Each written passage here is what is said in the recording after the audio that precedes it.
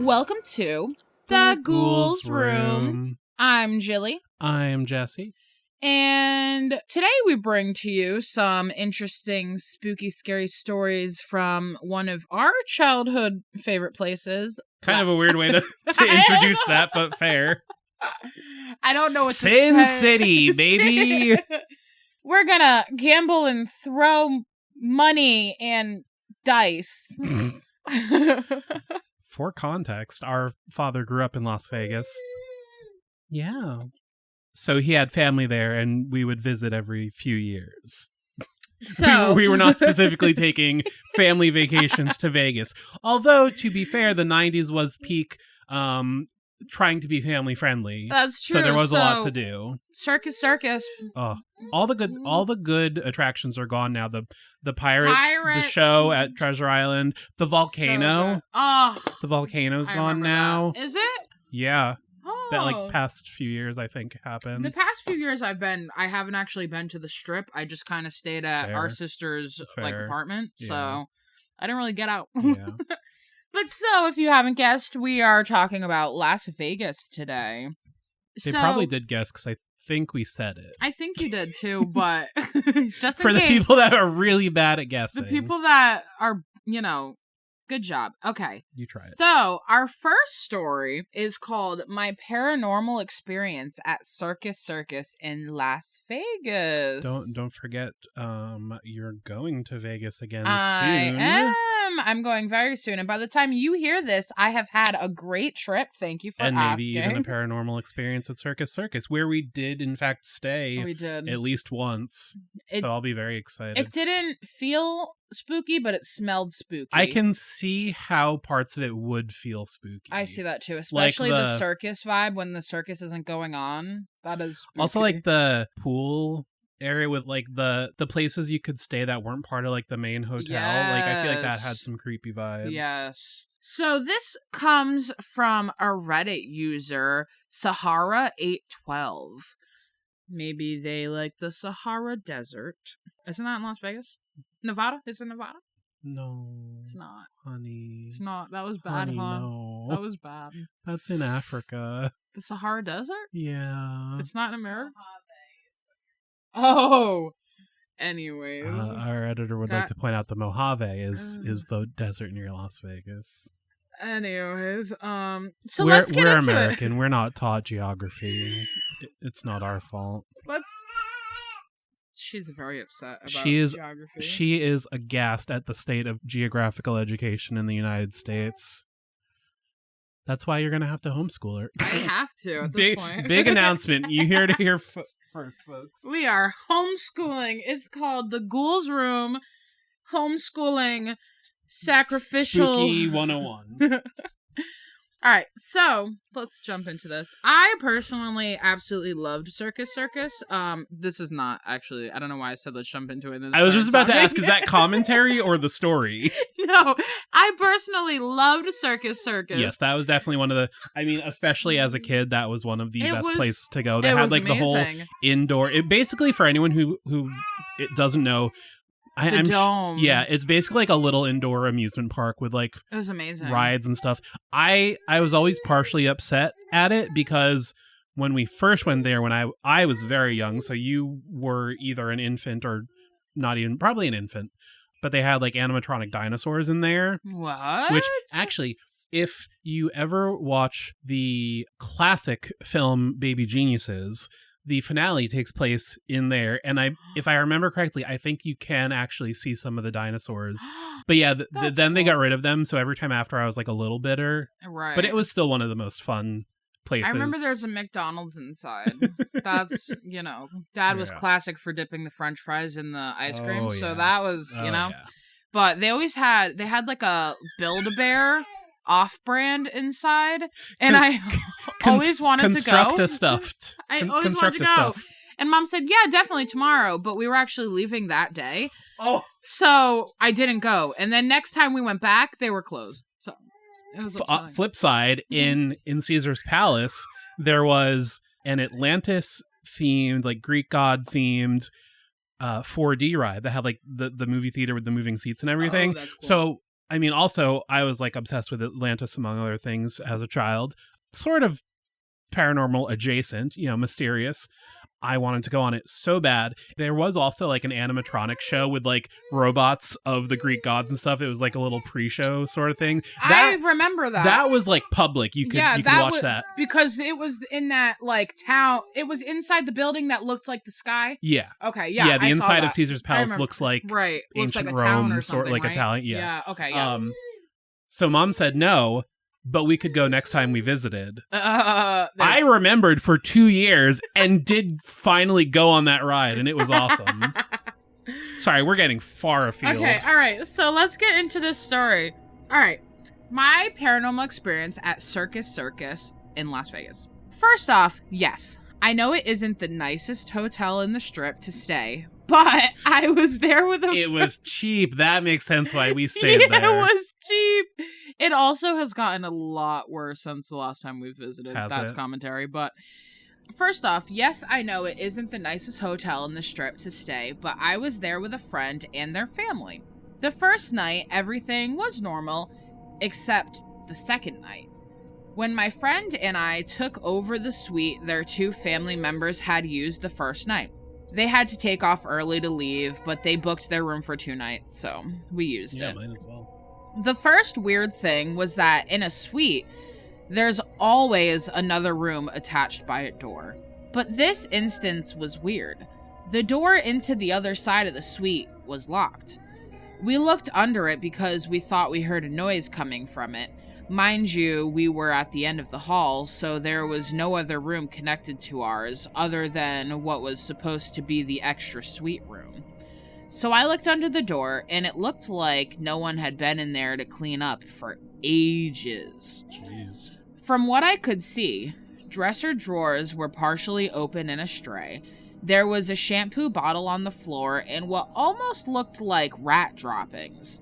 How much of this room can you see? Is there like a 3-inch gap on the bottom? Big gap. Also, what are the difference between rat droppings and mice droppings? Are they just bigger versions, or maybe they're just being colorful? I don't know. I'm just curious. Rat sounds grosser. It does. It looked like the room hadn't been touched in a long time for whatever reason. I got sort of excited because I knew Circus is very haunted. Okay, I did News it. to me. The part of our room had 2 beds, so my friend took one and I took the other. The bed facing the weird door. Everything had been normal all evening. We were mostly out exploring the hotel and the casino area, and when we came to bed, I looked under that door that should have been accessible to our room, and to my surprise, more of the drawers had been opened and some shut. We both thought it was super strange, seeing as our room was at the end of the hallway. This door from our main room was the only access to it. We carried on and got ready for bed when around 2:45 a.m., I was abruptly woken up by my blankets being yanked off of me over my legs, and there was shadowy figure. I thought it was my friend playing a prank on me. I immediately turned my bedside light on and saw my friend was sleeping.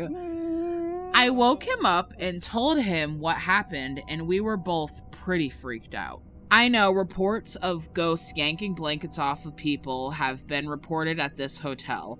Did all my research on the way there, LOL. And I had a hard time going back to sleep. I noticed when we had first came back into the room this night, I felt a dark energy. I'm very sensitive to the paranormal and have had more experiences than I can count. I heard some scratching noises coming from the other room. The other side of the door, which also delayed my sleep. I ended up taking a nice little edible to go back to bed. If you think there's ghosts around, you want to be clear-minded. Why would you take an edible? We woke up the next morning and discussed what had happened the night before, and it was pretty exciting, as creepy as it was. Definitely one of the most haunted hotels on the Strip. Okay, that's the end of the story, but all of that is news to me. Yeah. I never knew that was haunted. Yeah. Out of all the hotels on the Strip that would? I mean, I guess if you're going to be a ghost, you might as well go with the clown theme's already creepy. That's so true. You know? And it's probably fun, being a whole family-oriented place. Yeah, haunt the roller coaster. I'm really curious. Like, did no one like call the front desk and be like, "Hey, why can't we get into the other room of our suite?" Like, right? That's so. Oh weird. No, sorry, that's the ghost room. You can't go in there. No, someone has already occupied that room. That's crazy. Yeah, if it was just the other room stuff, I'd be like, I hope it's just like a cleaning person messing with them. But like the blanket, no, nope. At first, I was confused on the context because I was like, well, if you're the last suite, then are you saying it's like a glimpse or like a what's that word when the Matrix is fucked up? Yeah. I think they just mean like if they were in the middle of the hallway, there could be a room on the other side, right? And like both could potentially open up to the middle, right? Whereas they're on the end, so there's it's only theirs. Yeah, that makes sense. I don't think the door is like on the wall of the building and there's like a portal room. That's why I was so confused. I was like, wait, how are they even looking? Like, there's no door. What are you talking about? Yeah, I think they just mean there's no more like numbered rooms. But that was, especially being there, I thought that was a nice little first story to read. Yeah. So let's see. This next one is from a Reddit user, IvanX29. Oh, one last thought before we move on.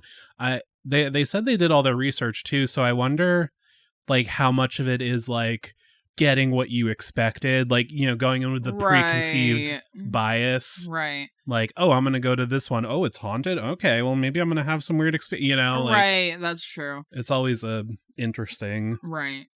But okay. So, this next one is from a Reddit user, IvanX29. Mm-hmm. Possible ghost encounter in Vegas. Mm-hmm. I wanted to come on here and share my story, and to see if anyone else has experienced anything at the Luxor.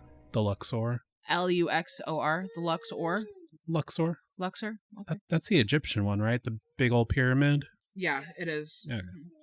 Yeah, the big black pyramid. One of the most iconic sites on the Strip, with the giant light that goes into the sky that everyone says astronauts can see from space, but it's probably an exaggeration if we're being honest. But hey, it we'll have to looks ask cool. Katy Perry. Yeah.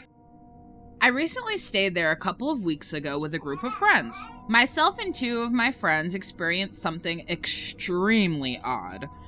It was around 1 a.m., and we decided to head upstairs after gambling.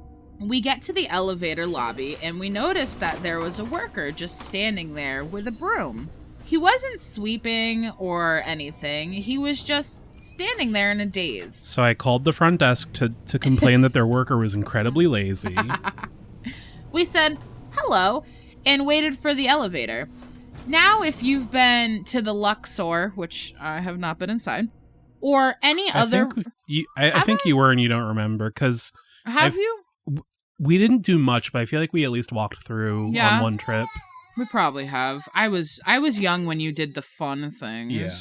Anyways, the Luxor or any other resort that most have elevators are designated for particular floors. We were staying on the 22nd floor. We got on the elevator. I swiped my room key and pressed 22. First odd thing I noticed is that the worker doesn't press any number. As we begin to ascend, my friend makes the comment about being tired. The worker softly laughs and says that he's also tired, that he's been there for a long time, and that he has to be there tomorrow and the next day. And every day after that. Second odd thing, the elevator opens, but on the wrong floor. Somehow we end up on the 23rd floor. We all look at each other confused, because I vividly remember pressing 22, and my friends all saw me press it. And strangely, the worker doesn't get off. I press the 22nd button again, and we finally get to the 22nd floor. We say goodnight to the worker, we get off the elevator, and start heading towards the room. Here comes the creepy part. From my peripherals, I saw the worker get out of the elevator behind us. I can tell you with absolute certainty that he got off of the elevator. I heard the elevator doors close all in a matter of 4 seconds. I turned to face my friends who were behind me, and the worker was nowhere to be seen. I tell my friends to turn around, and I can see in both their faces confusion. I ask them, "You guys saw him get off, right?" We all sort of froze for a second, trying to make sense of what we witnessed. I've been trying to find a logical answer to what we experienced, but I can't. 3 different people witnessed this event. When we got back to our room to tell the rest of the group, one of my friends went on a deep dive of the Luxor, and apparently it's said to be one of the most haunted locations on the Vegas Strip. I honestly wanted to share my story to see if anyone else has experienced anything at the Luxor or other resorts in Vegas. That ending really needed a, why, he's been dead for 50 years. Right? Like and this guy with a mop died. Yeah. But no. Man. If it had just been the elevator, I'd be like, maybe you did press the wrong button. Maybe it was just like a glitch and it went to the wrong floor. Right. Maybe like someone on that floor pressed it to call the elevator and then they stopped. They didn't want to wait, so they left. Right. Like, that's Weird whatever. with the key card, though, because I think the key card only goes to I that missed that floor. part, yeah. Because he said he swiped his key card to press 22. Right. But I don't know if you swipe it just to use the elevator, or if you swipe it to only access your But like floor. either way, like anything Either like way, technological, like things can mess up. Right. You know, like Nothing's that's not the craziest. 100%. But then like the guy, that is the creepy part. Like, yeah, it's weird. Right.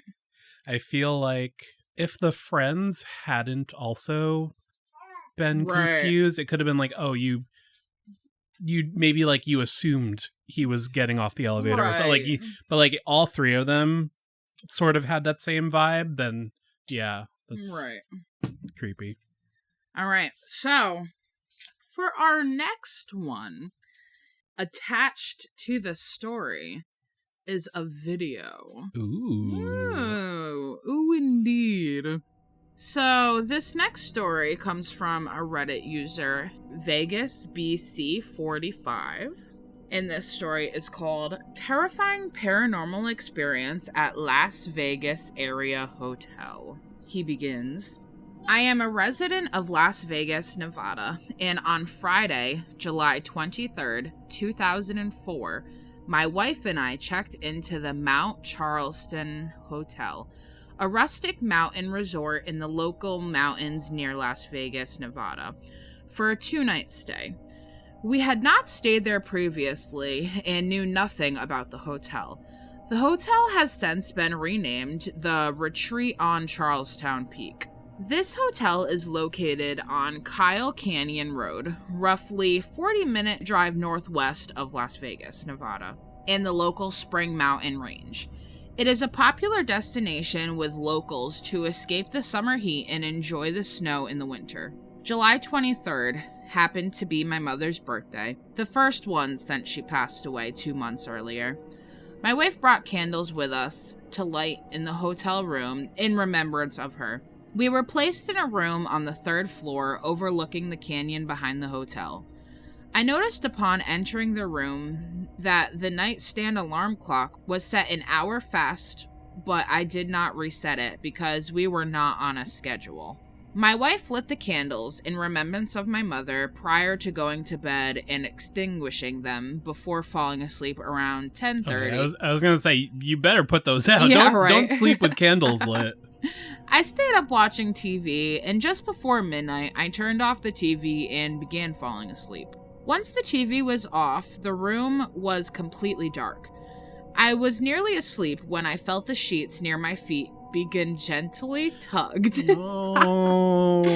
And the edge of the bed being delicately depressed, like someone was softly sitting on it. I recall thinking as I drifted off that what I was feeling was one of our cats on the ground, clawing at the corner of the bed.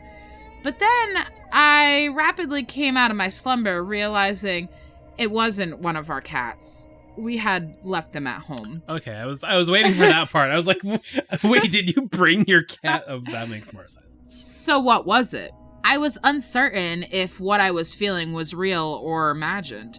So after several minutes, I chose to ignore it and I rolled onto my side to go to sleep. I was facing my wife and my back was facing the edge of the bed. After about 10 seconds, it felt like someone ran their hand down the outside of my upper leg, similar to how you might pet a dog's back. I was frozen in fear. All of the hair on my body was standing straight up. I was thinking, what in God's name was that? After several seconds, the feeling of a hand running down the outside of my upper leg happened again. Ugh. I was utterly terrified. I couldn't move. There was no question in my mind that something was standing behind me, next to the bed, touching me. Ugh. I mustered up the courage to clench my fist, and when the feeling of the hand running down the outside... I'm gonna punch this fucking ghost if it touches me one more time. I really love that, man. I mean, fair, but... Yeah, right. The feeling of the hand running down the outside of my upper leg happened a third time. I swung my arm. Amazing. Fully expecting to hit the culprit's arm, but I swung at air. I woke my wife in a panic, and she turned on the nightstand lamp. There was nothing visible out of the ordinary in the room. My wife and I sat in bed talking about what happened for about 30 minutes, debating whether to pack up and drive home down the mountain. Nothing more occurred during our time talking. I calmed down, and my wife convinced me to try and go to sleep with the bathroom light turned on, which I did. In the morning, my wife said that she was surprised that I had turned off the bathroom light in the middle of the night, seeing how frightened I had been. I told her that I had not turned off the bathroom light, that I slept through the night and never got up.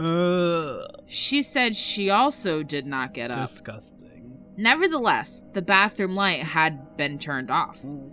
Also in the morning, we noticed that the nightstand clock was no longer set incorrectly at 1 hour fast.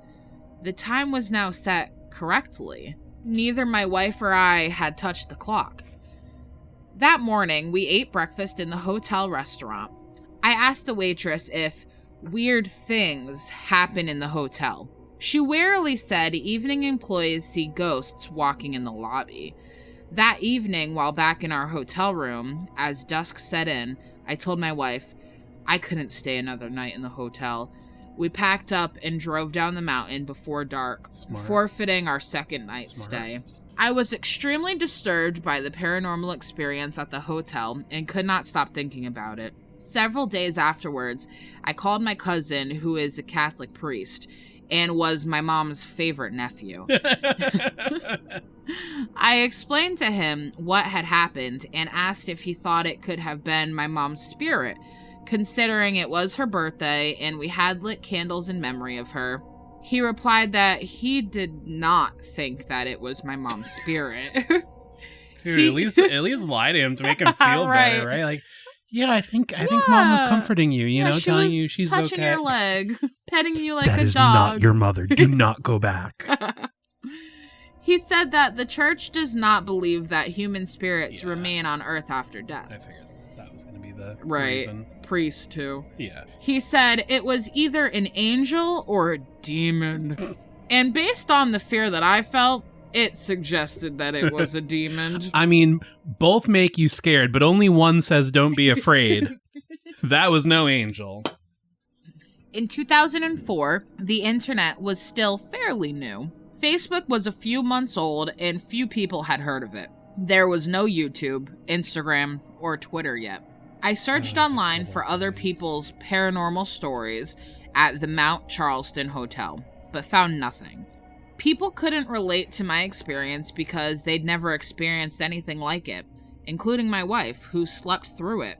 I found a website named theshadowlands.net. Love it. We have not been there. I do not know if this is a real website. Time to see if it's still out there. By the way. Where I shared my story. Several months after I posted my story on theshadowlands.net. Theshadowlands.net. A woman emailed me saying she'd read my story there. She said that she too had paranormal experiences at the hotel and asked if I wanted to hear more. I said, yes! In all capitals. She said, hey, your mom's haunting me too. You gotta come pick her up from the hotel. You can't just leave your ghost there. Take your mom. Look at this website. It's still up? Is it? Or just pull it over there. Wait, let me look it up. All right, we just got word that Shadowlands.net is still active. We are going on it right now. TheShadowlands.net. Oh my god, this is amazing. Look at this. This is like straight out of GeoCities. Can you describe it a little bit for the listeners? Oh no, it's sad. Oh no. It's really sad. Well, okay, so the top, there's a large black box, lots of very colorful different fonts. This is our 29th year online. There's a GIF of, I guess, a torch, a burning torch, very old school, an American flag, a button to email, a large header image, the Shadowlands, got classic Bigfoot, alien autopsy, Nessie, Cthulhu, some other stuff, large paragraph of intro text, white text on the black background, and then behind the black square we have a very interesting, like, marble tile pattern something, and then 4 links for what I'm assuming are dead pets.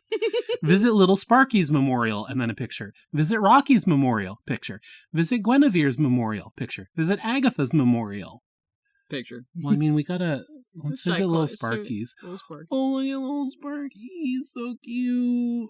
Pet corner. 1985 to 1995. Oh my goodness.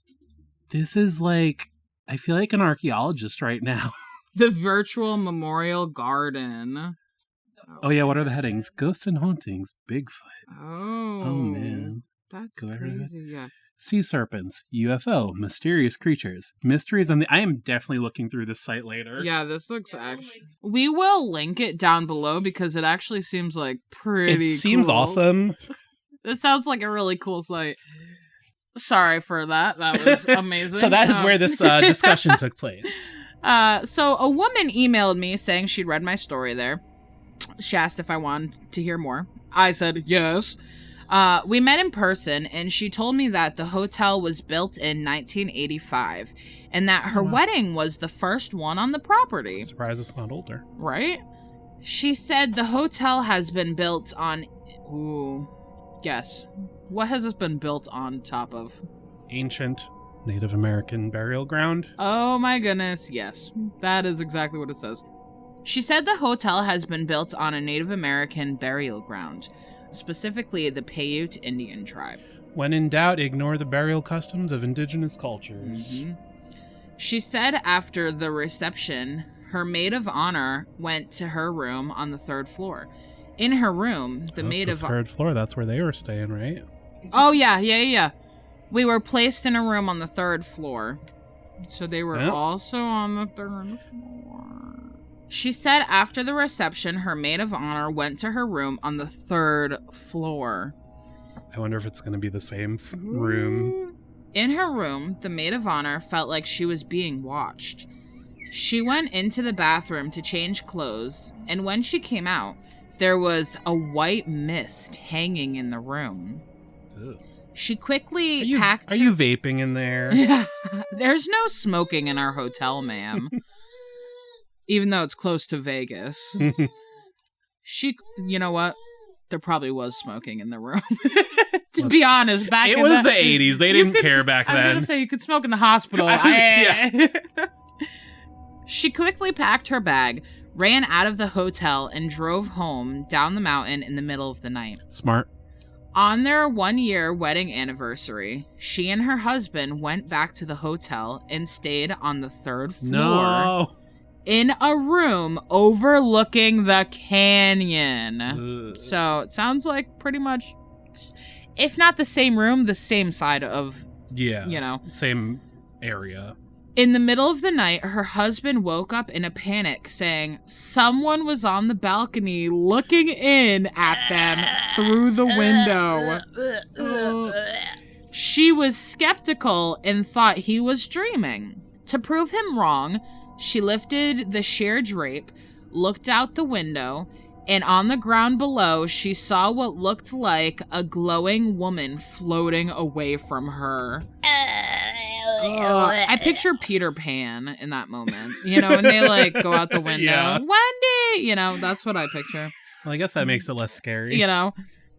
As the years rolled by and the internet became more sophisticated, I noticed stories here and there about other people's paranormal experiences at the hotel. Stories about the smell of burnt hair. Gross. Electronic devices. Even if it's not haunted, that's just a gross smell. That's such a gross smell. Electronic devices behaving very unusual. Seeing shadows moving. Strange people appearing in locked rooms. Guests and contractors racing off out of fear and not returning. And objects flying across the room. Then in spring 2019, I met a woman who moved to Las Vegas from Denver earlier that year. She told me she had recently stayed alone on the third floor of the hotel in a room overlooking the canyon. Without knowing my story, she told me while falling asleep, she felt someone, I don't like the words they use here. Are you ready? No. Snuggle behind her. No. Snuggle behind her in bed. And the next day in the room, she felt a hand run up the back, let's say it, of her leg. This ghost does not have personal boundaries. Not at all. Much like what I had experienced 15 years earlier. She told me that she didn't react to what she'd felt because she thought she had just imagined it. In early fall of 2019, I secured a business contract with the property. Oh my, what? I told the general manager and business manager about my experience at the hotel from 15 years earlier, and they casually and sincerely said that the female entity on the third floor liked me. Ugh. They detailed for me the three... Okay, I know this is going to sound awful and kind of fucked up, but is it terrible that I find it slightly less frightening knowing it's a girl ghost and not a guy ghost? I agree. Are you saying you would choose the ghost bear over the ghost man? Yeah.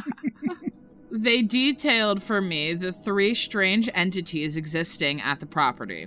They are the woman occupying the third floor rooms, the child occupying the first floor rooms, and here's your worst, and the man occupying the hotel restaurant. Well, so this seems family friendly. Someone for everybody. There's a ghost for the whole family. Yeah, right? Find your friend. It's okay.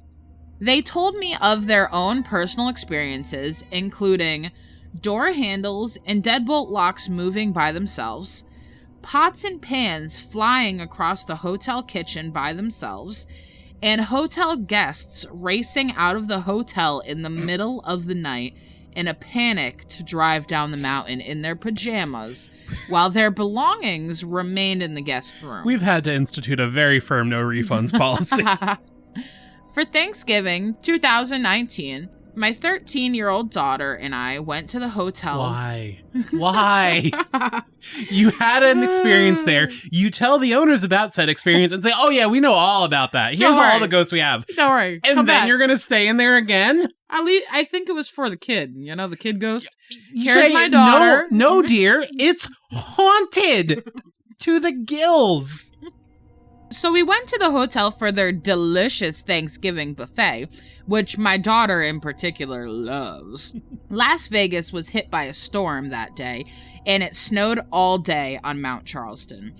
Chains or four-wheel drive with snow tires were required were they snowed in? to drive up the mountain.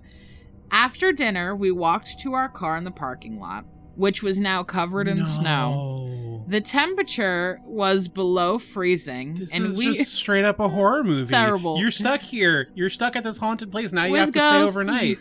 We were freezing. It was below freezing, and we were alone outside the hotel.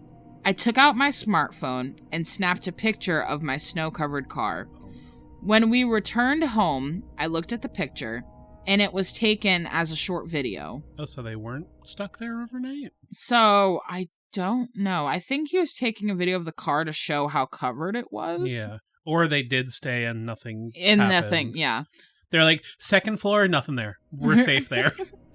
Although we were entirely alone. Oh, that's right. You did say this is the one with the video. Sorry. Yeah. Although we were entirely, because of the cars.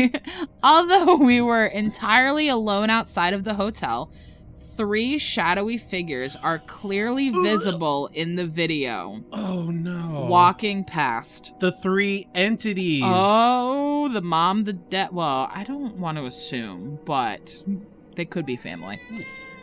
Could it have been the woman, the child, and the man, paranormal entities that occupy this property? Yeah, dude, I just said that. Below is a link to the video with the shadowy figures. Obviously, we'll be putting this in the show notes. I am coming over. I'm so ready to watch. I watched it. You watched it already? I had to. And they're standing still. I mean... It's very controversial. You can't... I feel like it really depends on how truthful the narrator is being. Because, for anyone who doesn't watch it or whatever, it just looks like a few shadows moving. Like, it looks like they took a video and there were just some people walking by. Like, you can kind of see the person's shadow filming. I was going to say, I feel like you can see him and his daughter. Yeah. Like, he's here and his daughter's here. It looks like there's... see 3 shadows. Like, there's probably a street light behind them because they're in a parking lot. Like, you can tell they're backlit. Yeah. Or something. And it kind of just looks like 3 other people walking through the parking lot. But again, that's where it comes into, if they're being honest and they were alone, then yes, that is super weird. Right. I was expecting, like, shadow figures, like, in the frame itself, but it literally just looks like shadows. Regular shadows. So it's not the video itself that is, like, scary. It's if those shadows were made by figures that aren't there, then it's scary. Exactly. So we're gonna link this video very interesting below. Either way, we would love to hear what you think of this video if you do happen to watch it. He goes on to finish and say, I still visit the hotel occasionally for coffee or a meal. Yeah, there's ghosts, but the coffee's good, you know? You know, me and Ghost Dad, we shoot the shit. He's great. He's great. He's great. The kid, he's funny. It's fine. Mom, little handsy. Still haven't been able to work that out with her. Still understanding boundaries. But I wouldn't be able to bring myself to stay overnight in this hotel again. Okay, fair. After what I experienced. Oh, man. That's wild. I'm not going to do the next one because it's literally 10 pages, so I'm not going to read the next one. We'll have to do a return to Vegas. But let me read. I'm curious, too, just, like, for ourselves, like, I know he, like, described in depth where that is. I'd be curious just to look at a map because, like, we've been to places outside of Vegas, but I have no idea if they're, like, anywhere near that because, like, we went to, like, Red Rock Canyon. Right. And that also says it's, like, 40 miles. Which is, like, or 40 minutes. A national park. Right. And I don't know if you remember the desert. No, I was gonna say Sam's Town, which was like that. It was like another casino hotel, but outside of the city, a decent ways. I don't remember the fun stuff. The inns. Well, I feel like that was when we went in high school, so you probably would have been like 8 or 9. Okay. But that one, the inside was like a garden in glass. The glass dome with the white. The animals. Slow down. Do you know what I'm talking about? There were, there were fake animals. Yeah, there was like deer and bear. I know and what you're talking about. Like a mountain forest on the inside. I do. That was very cool. I remember that. Yeah, that I'm pretty sure it was just called Sam's Town. I do remember that. Like the Killers album. But no, I think just that general area is also nicknamed Sam's Town, which is where it goes. But yeah, that was like also a decent ways outside of the city. So I'm just curious, like in relation to the places we've been, I'd be curious where this one is. Right. So we actually got an email Ooh, which I how love. A fortuitous. spooky dooky story. A Las Vegas of email. Las How Vegas, perfectly relevant right? for this episode. So this story is nicely called Ghost Story, Las Vegas. Okay. Love it. Straight to the point. This story is sent in by Randy. Thanks, Randy. Thank you so much We for appreciate reaching it. out. So let's get right into it. I happened to be in Vegas in March 2025. So while I was reading the posts about people's experience, very recent, this is what was going on with us. Let me be clear. Nothing officially happened with my wife and I. We didn't see anything or feel anything, but I did think this was strange. We were staying at the Horseshoe Casino, which is the old Bally's, which is the old Bally's? MGM. Oh, right. Okay. I think it's Bally's. Bally's. Oh, right. Bally's. Yeah. Man, MGM was a cool one. MGM. Do you remember the lion? I do. I think is it named something different, but there's still a lion, isn't there? I feel like the lion head? I feel like they got rid of the lion while it was still MGM. They might have. I don't know. Unimportant. I don't remember. Anyways. Yeah. It is where the 1980s fire happened that killed 87 people. Jeez. Oh, that's rough. Ooh. What I have read online say people feel things and see things more on the 23rd floor. We were not on the 23rd floor. We were on floor 17.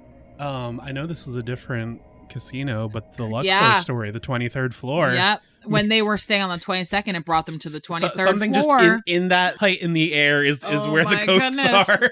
Latitude? What's that? No, altitude. Altitude. Yeah. The altitude of the 23rd floor is very relevant, which is kind of crazy. The only thing that did happen, which was strange, but it could happen anywhere, is my wife was doing her makeup in the morning in the bathroom. The bathroom had 2 light switches, and all of a sudden, one of the sets of lights just went off.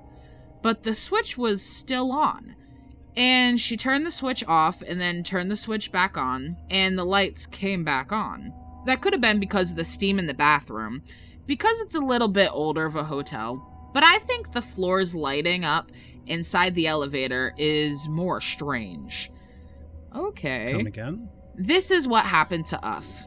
We are getting ready to go to bed. We walk into the hallway where the elevators are. We are the only 2 people standing there. And we saw a janitor.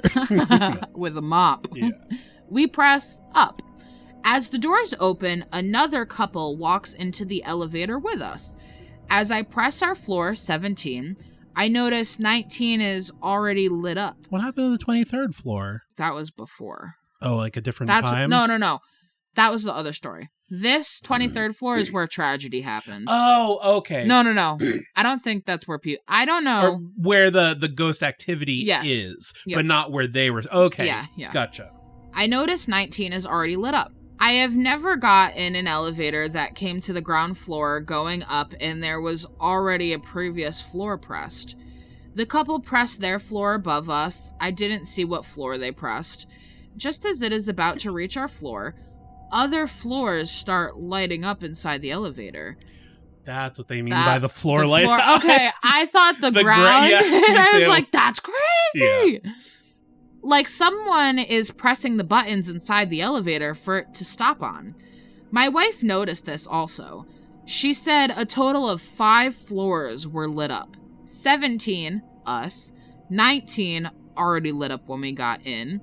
Whatever floor the couple was going to, and either 21 and 22 or 22 and 23. This all happened just as it was coming to floor 17, our floor. They say floor 23 is the most haunted floor from that fire back in 1980. The next night, it happened again. Sorry, I gotta clock into my shift on the 23rd floor. I got a haunting tonight. Like the ghosts have to take the elevator there. The next night, it happened again. This time, we were watching very closely. We get into the elevator. It's just us and another gentleman. We all enter at the same time.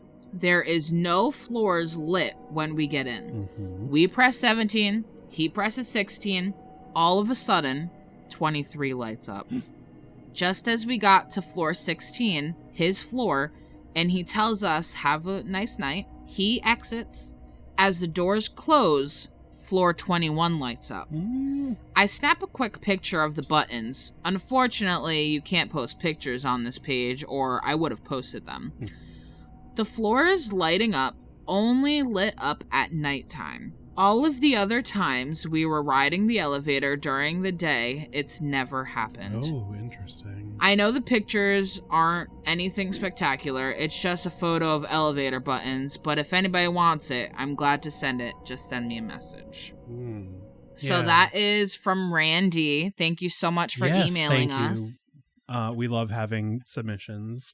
Yeah, that's really obviously like the other story. My first thought was, well, what if it's like, you know, some kind of bad wiring glitch, whatever. But if it only happens at night, that is a lot weirder. And 23. Yeah, 23 specifically. So he must have remembered two buttons together, just couldn't remember if those were those two. Yeah, it's a lot the way it sounds was like 23 the first time also, because that's where the fire was.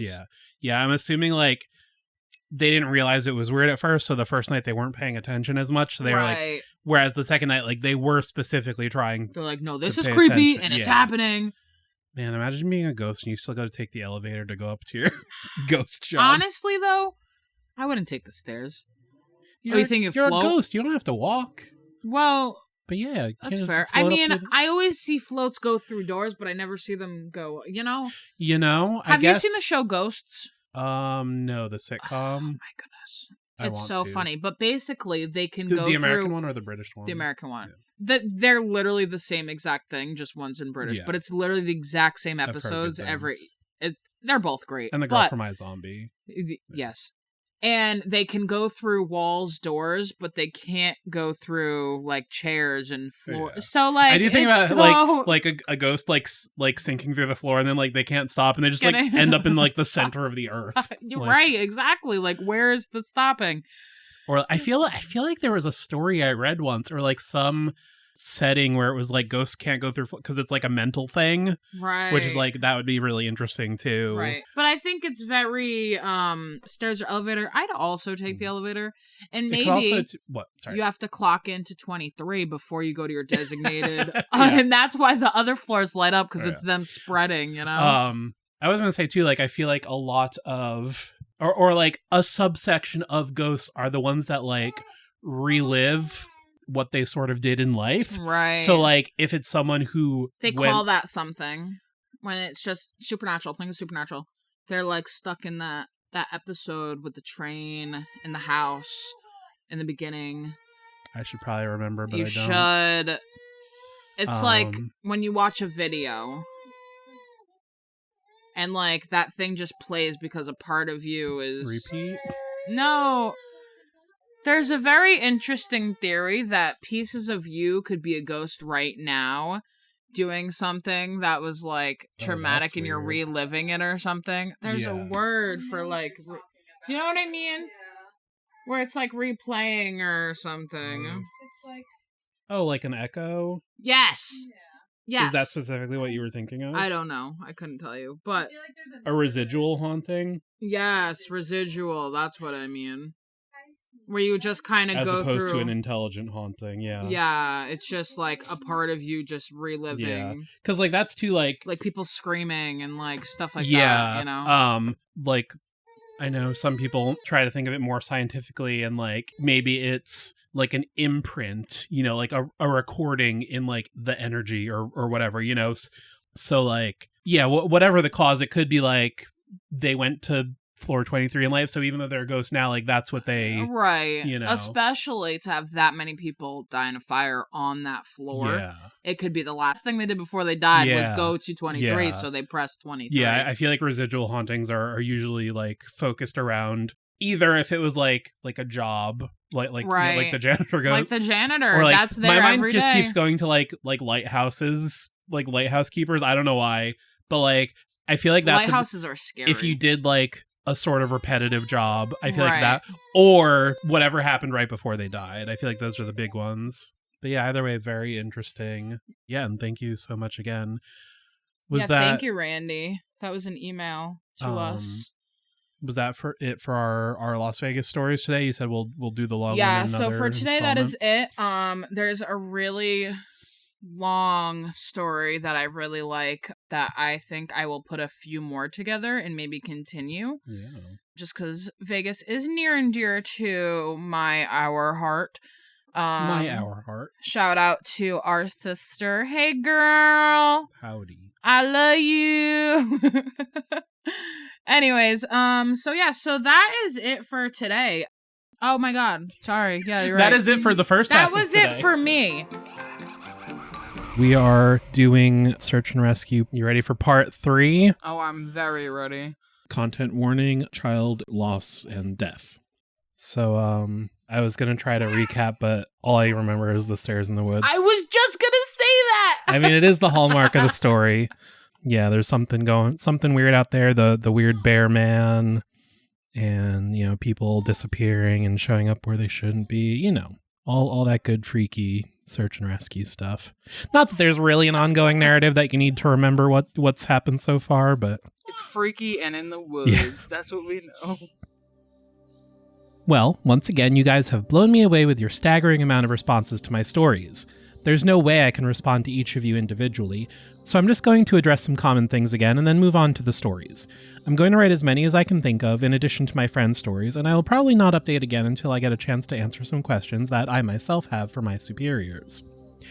Alright, so the common questions I found you all had. I am not comfortable talking about where exactly I work, unfortunately. In all reality, some of the things I've mentioned here could get me in a lot of trouble or fired, so it's best if I just don't discuss too much. I will say that I'm in the United States and in an area that is comprised of a great deal of wilderness.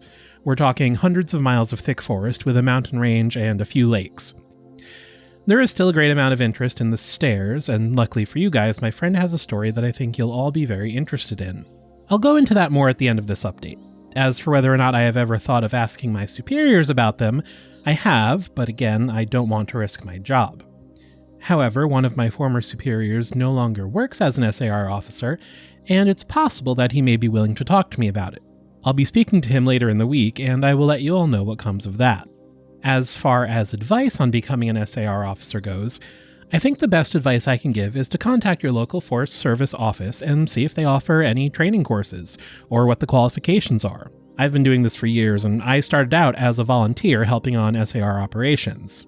It's a great job despite the occasional tragic situations, and I wouldn't want to do anything else. Alright, let's move on to the stories. That would be a terrible job for me. Not getting paid and hiking. No, thank you. You mean I have to be outside with no tangible reward? Agreed.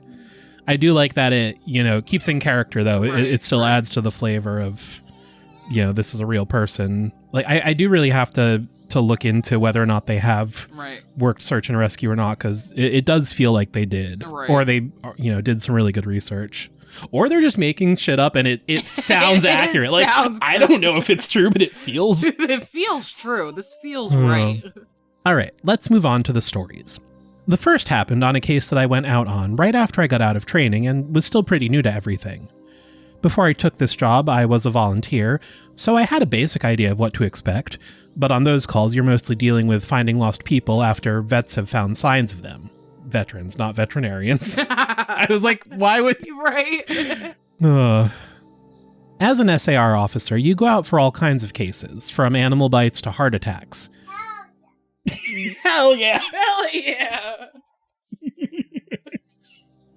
This case got called in early in the morning from a young couple who were up on one of the trails that goes by the lake. The husband was completely hysterical, and we couldn't really figure out what was going on. We could hear the woman screaming in the background, and he was begging us to come up there right away. When we get there, we see him holding his wife, and she's got something in her arms. She's screaming these awful, almost animal-like screams, and he's sobbing. He sees us, and he screams at us to help them, to please get an ambulance up there. Now, obviously, we can't just drive an ambulance up the walking path, so we ask him if his wife needs help or if she can walk on her own. He's still hysterical, but he manages to tell us that it's not his wife that needs help. I go over while one of the vets tries to calm him down, and I ask the wife what's going on. She's rocking, holding something, and just shrieking over and over. I crouch down and see that whatever she's holding, it's covering her with blood.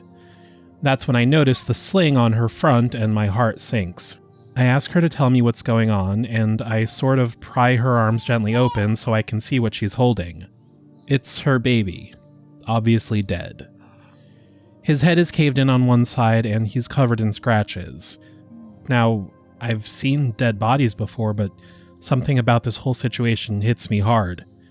Yeah, no, it's a dead baby. Of course it hits you hard. Like, I have to take a second to compose myself, and I get up and go get one of the other vets who's standing by. I tell him that it's a dead kid, and he sort of pats my shoulder and tells me he'll deal with it. It took us over an hour to get this woman to let us see her kid. Every time we try to take him from her, she flips out and tells us we can't have him, that he'll be okay if we just leave her alone and let her help him. But eventually, one of the vets manages to calm her down and she gives us the body.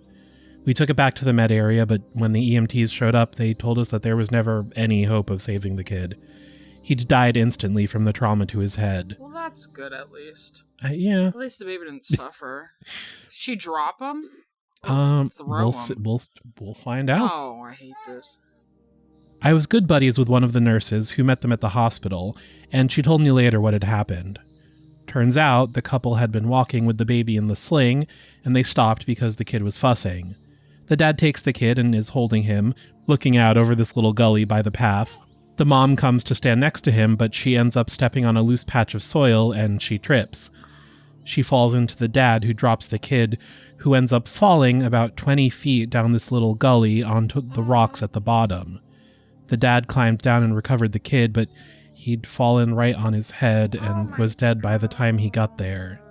The baby was only about 15 months old. It was a total freak accident, a series of events that coalesced into the worst possible outcome. Probably one of the more awful calls I've been on. And that's when it's good when you remember that this is a fictional story, because, exactly. Oh man. I think the moral of the story is don't go hiking. Don't leave the house with your child. Don't leave the house. Or put him in like helmet and full bubble wrap. Yeah, literally. Oh. Yeah, it's so good, like weaving in like the mundane, like realistic things. Right. And it's not like it's also not insensitive, like, oh, the baby died because the monster like flung it around, you know. Right. It's like a genuine, and think about how many times that genuinely happens where a parent accident, like, yeah, that's so sad. I haven't seen a lot of animal bites in my time as an SAR officer, mostly because there aren't that many animals that come around the area. While there are bears in the area, they tend to stay pretty far away from people, and sightings are highly unusual. Most of the animals you'll see are small ones, like coyotes, raccoons, or skunks. Oh my. The real trifecta. What we do see frequently, though, are moose. And let me tell you, moose are nasty fuckers. They'll chase after anything for any reason, and God help you if you get in between a female and its baby. I mean, yeah. That's true. Yeah, if you hit them with a car, you're already dead. Yeah. Like, yeah, you don't need a monster when moose are around. They're dangerous enough. One of the more amusing calls was a guy who'd gotten chased down by an absolutely massive male moose and was stuck up a tree. Took us almost an hour to get him down, and when he was finally on solid ground again, he looks at me and says, "God damn, them fuckers is big up close." I guess that's not really a scary story, but we still laugh about that one. I honestly don't know how I'd forgotten this story, but it is, by far, the scariest thing that's happened to me. I guess maybe I've tried so long to forget about it that it just didn't come to mind right away. As someone who spends literally all of their time in the woods, you don't ever want to let yourself get scared of being alone or out in the middle of nowhere. Fair. Yeah, that makes sense. I wouldn't want to be out in the woods alone. That's why when you have experiences like this, you tend to just forget about them and move on. This is, to date, the only thing that's ever made me really seriously consider if this job is the right one for me. I don't really like talking about it much, but I'll do the best I can to remember it all. As I recall, this took place right at the end of spring. It was a typical lost child call. A 4-year-old girl had wandered away from her family's campsite and had been missing for about 2 hours. Her parents were completely despondent and told us what most parents do. "My kid would never wander away. She's so good about staying close. She's never done anything like this before." We assured the parents that we'll do everything we can to find her, and we spread out in a standard search formation. I was partnered with one of my good buddies, and we were sort of casually holding I thought he was going to say holding hands. Just two bros. Right. Casually holding conversation while we hiked. I know it sounds callous, but you do sort of become desensitized when you've done this long enough. Yeah, that makes fair. I was literally Even talking society, so I get that. I was literally talking about that with a friend the other day, like working in a hospital, like you gotta become desensitized or it'll kill you. It becomes the norm, and I think to a certain extent you have to learn to desensitize yourself in order to work this job. We search for a good 2 hours, going well beyond where we think she'd be, and we come out of a small valley when something makes us both stop in unison. We freeze and look at each other, and there's almost a sensation like a plane depressurizing. My ears pop, and I have this odd sensation of having dropped about 10 feet. I start to ask my buddy if he felt that, but before I can, we hear the loudest sound I've ever heard in my life. It's almost like a freight train passing directly by us, but it's coming from every direction at once, including above and below us. He screams something to me, but I can't hear him over this deafening roar. Understandably freaked out, we look all around us, trying to find the source of the sound, but neither of us sees anything. Of course, my first thought is a landslide, but we're not near any cliffs, and even if we were, it would have hit us by now. Well, we're not dead, so probably not a land. The sound goes on, and we're trying to yell to each other, but even standing close together, we can't hear anything but this sound. Then, as suddenly as it starts, it stops, like someone threw a switch and cut it off. We stand there for a second, perfectly still, and slowly the normal sounds of the woods come back. He asks me what the fuck just happened, but I just kind of shrug and we stand there looking at each other for a minute. I get on the radio and ask if anyone else just heard the end of the fucking world, but no one else hears it, even though we're all within shouting distance of each other.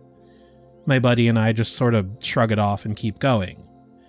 About an hour later, we all check up on the radios and no one's found the little girl. Most of the time we won't search when it gets dark, but because we don't have any kind of a lead on her, a few of us decide to keep going, including me and my buddy.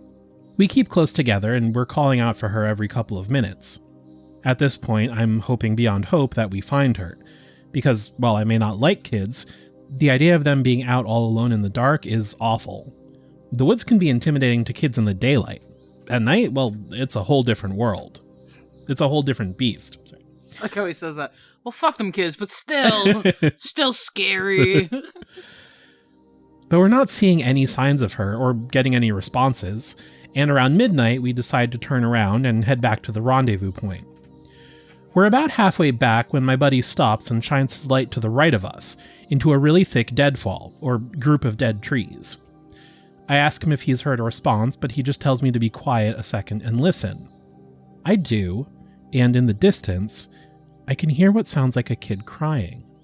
We both call the girl's name and listen for any kind of response, but it's just this really faint crying. Oh, I remember this part. We head in the direction of this deadfall and go around it, calling her name over and over. As we get closer to the crying, I start getting this weird feeling in my gut, and I tell my buddy that something isn't right. He tells me he feels the same way, but we can't figure out what it is. We stop where we are and call the girl's name again, and at the same time, we both figure it out. The crying is on a loop. It's the same little hitching sob, then wail, then quiet hiccup, repeated over and over. I hate that. It's exactly the same every time, and without saying another word, we both take off running. It's the only time I've ever lost my composure like that, but something about it was so incredibly wrong, and neither of us wanted to stay out there anymore. When we got back to the rendezvous, we asked if anyone else had heard anything strange, but no one else knew what we were talking about. I know it sounds sort of anticlimactic, but that call fucked me up for a long time. As for the little girl, we never found a trace of her. I wonder what it was. Like a mimic or something? Yeah. We keep an eye out for her and all the other people who we've never found, but frankly, I doubt we'll ever find anything. Yeah, that's one of the things I really like about this. Like, there's enough details to be like really like scary and intriguing and stuff, but it's always vague enough that like your mind can fill in the blanks, but like not in the way that like it's leading you to picture one specific thing, but like it could be like you said, it could be a mimic. I thought a serial killer too that like recorded her crying. A literal just, tape like, recorder. Yeah. Like even like a glitch or something. Time loop distortion in the fabric of like there's so many different like ways. Like the same thing with like the loud sound, like an invisible UFO, a monster. Like it's so good. I just love it so much. I know, and that's also what's so hard to be like, wait, this is not real. Yeah. Of the missing person calls I've gone out on, only a handful have ever resulted in a complete disappearance, meaning no trace of the person and no body ever found. But sometimes finding a body just leads to more questions than answers. Here are some of the bodies we found that have become infamous in our team. I also like too how it's like a mix of like realistic story, spooky story, list of things. Like even the writing style changes up, which I feel like is really interesting. He's a really good writer, though. So here are some bodies we found that become infamous in our team. A teenage boy whose remains were recovered almost a year after he vanished. We found the top of his skull, 2 finger bones, and his camera, almost 40 miles from where he was last seen. I wonder what 2 fingers.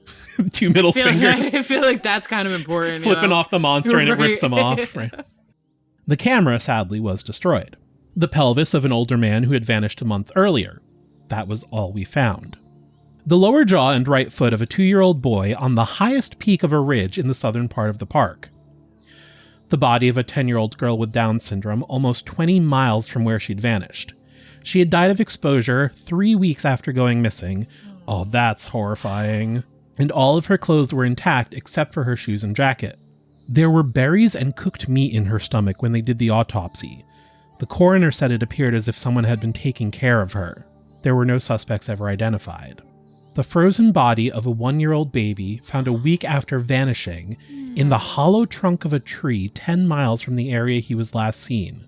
There was fresh milk found in his stomach, but his tongue was gone. What the? There's a true story like that with a baby in the tree, which is fucking crazy to think about. It's also weird too, because a lot of strange cases in real life will be like, oh, it was missing these organs, or like, oh, but like, a lot of people don't know how like dead bodies survive in the wild. So like in the case of like missing a tongue, like animals will go for the soft bits first, you know. Exactly. So is like, that normal, you know? So like even in the context of this story, like some of these could be supernatural, but some of them could just be real people getting lost. But then of course you have the things like fresh milk and like feeding the other, like, or the berries in the food. Yeah, she could have stumbled upon a campsite, no one was there. Like, or is it like the supernatural bear man? You know, like, here, eat this, but then stay outside. Yeah, it's like I'll only half take care of you. Like, yeah, like even in fiction, you don't know what's supernatural or not. Right. A single vertebra and right kneecap of a 3-year-old girl found in the snow almost 20 miles from the campground her family had been at the previous summer. Now, on to a couple of the stories my friends told me. I mentioned that you were all interested in the stairs, and you're in luck. He's had a closer encounter with them. Though he doesn't have any explanation for them, he does have a bit more experience with them than I do. My buddy has been an SAR officer for about 7 years. He started when he was a junior in college, and he had a very similar experience when he first encountered the stairs. His trainer told him almost the same thing mine did, which was to never go near, touch, or ascend them. For the first year, he did just that, but apparently his curiosity got the better of him. And on one call, he broke away from the line and went to go check a set of them out. He said they were about 10 miles from the path where a teenage girl had vanished, and the dogs were following a scent.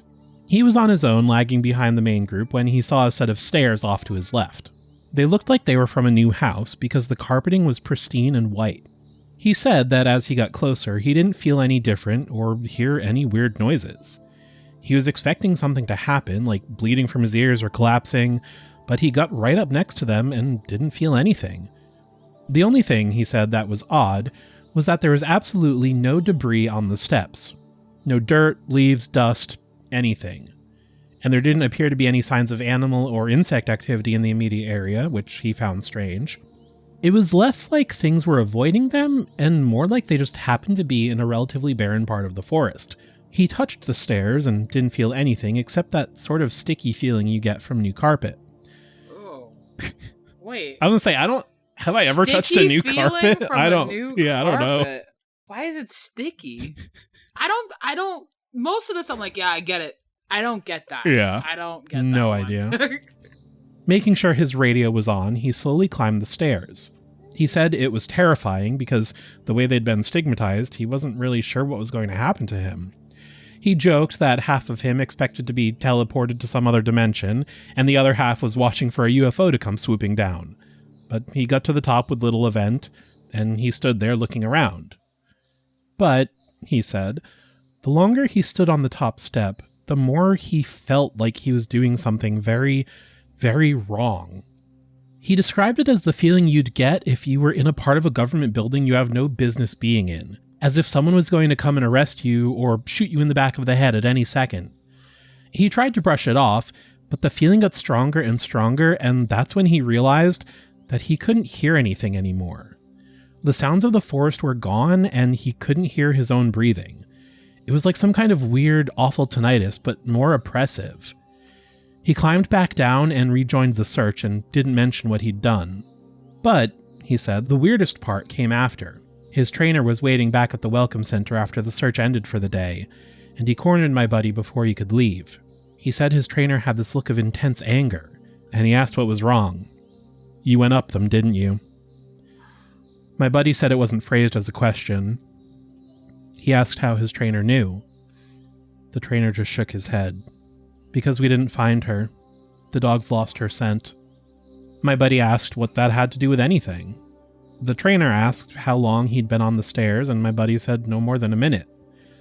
The trainer gave him this really awful, almost dead-eyed look, and told him that if he ever went up another set of stairs again, he'd be fired. Immediately.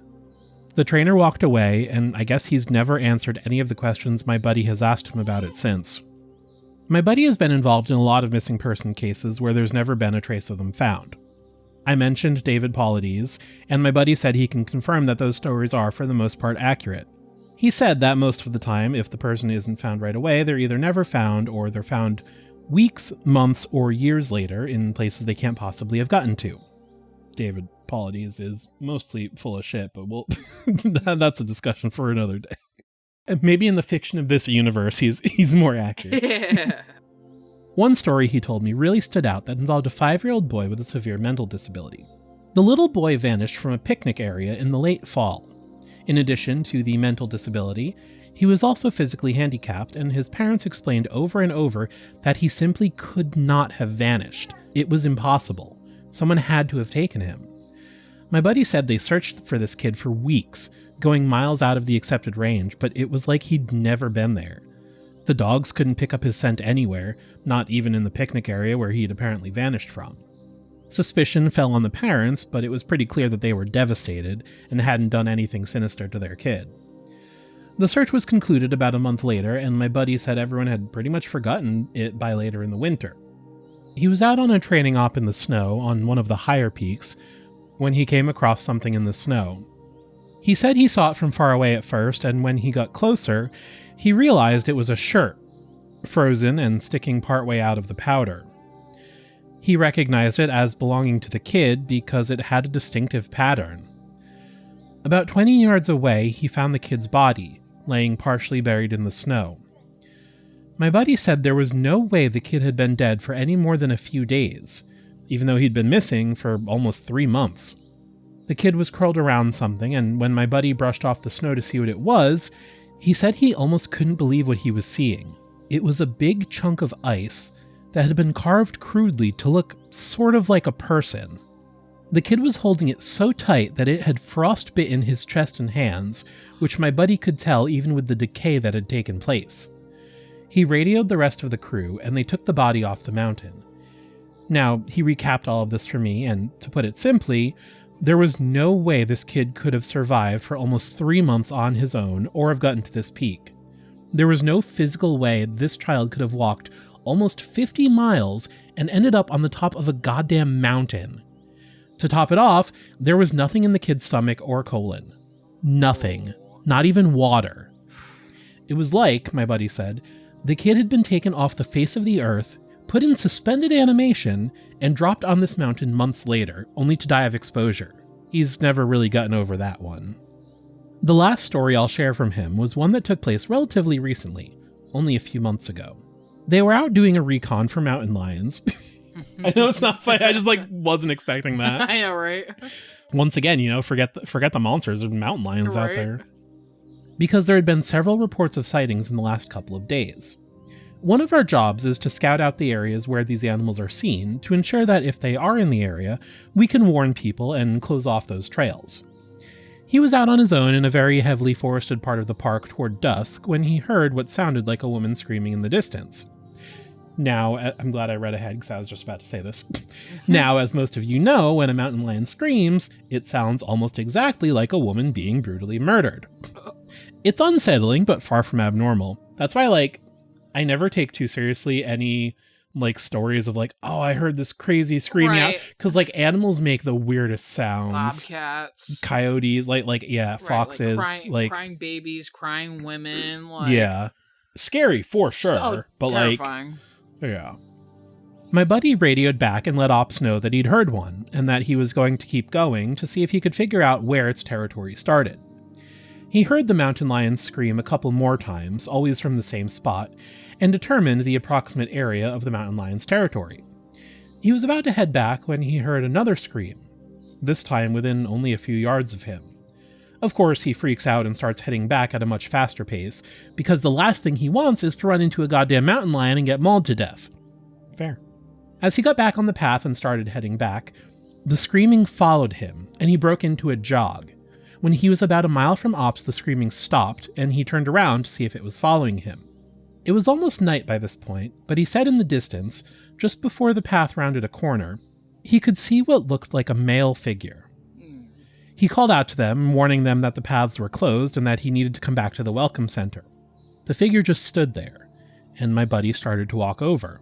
When he was about 10 yards away, the figure took, as he described, an impossibly long step toward him and let out the same scream my buddy had been hearing. My buddy didn't even say anything, he just turned and sprinted back to Ops, never looking behind him. Smart. Slender lion. I'm picturing Slender Man dressed as the Cowardly Lion from Wizard of Oz. Yes. Just a full lion snuggie I'm picturing that suit. really big cartoony step in those old Mickey Mouse skits. Yeah. Oh. On the other hand, too, it could be given all the weird stuff. I could almost picture it being like stepping through space, sort of, Right. Higher dimensional objects behave weirdly and look like they're I can almost picture something like that. It's not even that he took a big step. It's the step appeared closer or something, Right. even the descriptions are so interesting. By the time he got back, the screaming had moved back into the woods.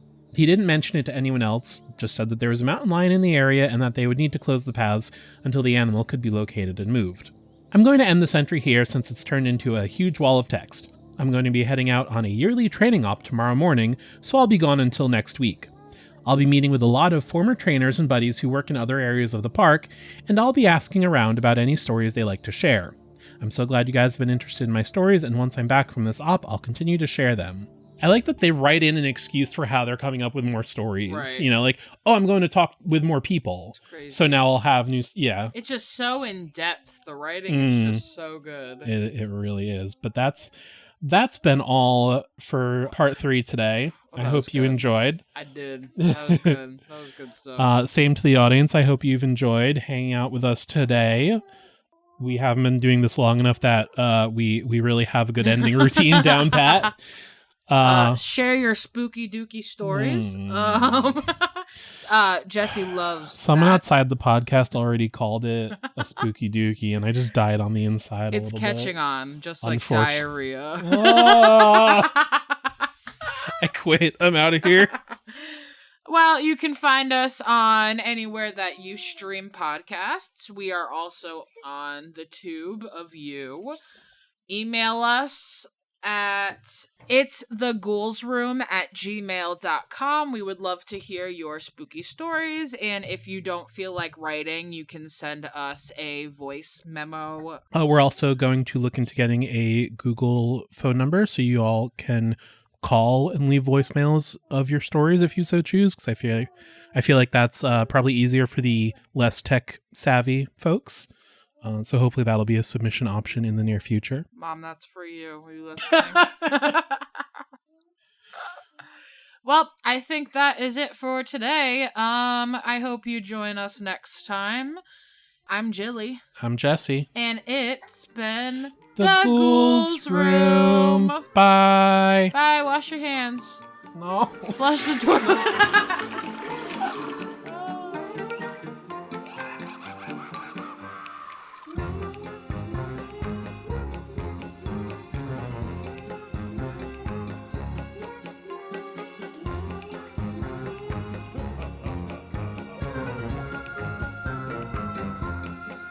She's super loud. And people be able to hear her. I think every once in a while, if you guys just mention that there's a baby and a dog. Right. Because, like... Or there's no baby. No. What are you hearing? Our producer, our editor said she heard a baby throughout our recording, and it was just us. There what was baby? I'm not a ghost. I That's am what she's real. saying. I'm a real boy.